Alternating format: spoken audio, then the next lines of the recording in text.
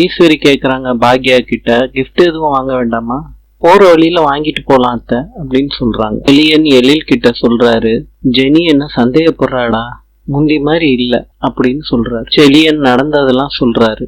எழில் சொல்றாரு, இந்த பஞ்சாயத்துனாலதான் நைட்டு ஃபுல்லா தூங்கலையா, நான் போக போக சரியாயிரும்டா. ஐயா, பழனிசாமி கிட்ட பாட்டி சொல்றாங்க, அடுத்த பிறந்த நாளைக்கு நீ கல்யாணம் பண்ணி செட்டில் ஆயிரணும், சரியா?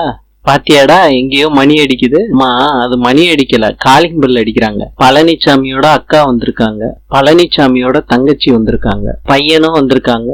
எல்லாரும் பழனிசாமிக்கு பிறந்த நாள் வாழ்த்துக்கள்னு சொல்றாங்க. பாக்யா குடும்பத்துல இருந்து எல்லாரும் வந்திருக்காங்க, வாழ்த்துக்கள் சொல்றாங்க பழனிசாமிக்கு. பாக்யாவை அவங்க அக்காவுக்கு இன்ட்ரடியூஸ் பண்ணி வைக்கிறாங்க. பழனிசாமியோட தங்கச்சி கேக்குறாங்க, என்னம்மா அண்ணனுக்கு பொண்ணு பாத்துருக்கதா சொன்னீங்க, வந்தாங்களா?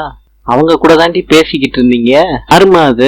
வேற யாரும் இல்ல, பாக்யா தான். பாக்யா ஸ்வீட்டு கொடுக்கறாங்க சின்ன தங்கச்சிக்கு.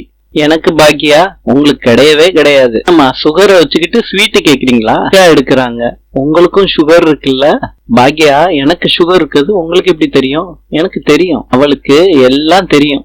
பழனிசாமியோட அக்கா சொல்றாங்க, எனக்கு பாக்யா ஓகே தான்மா. பழனிசாமியோட அம்மா சொல்றாங்க, எனக்கு பாக்யா தான் மருமக.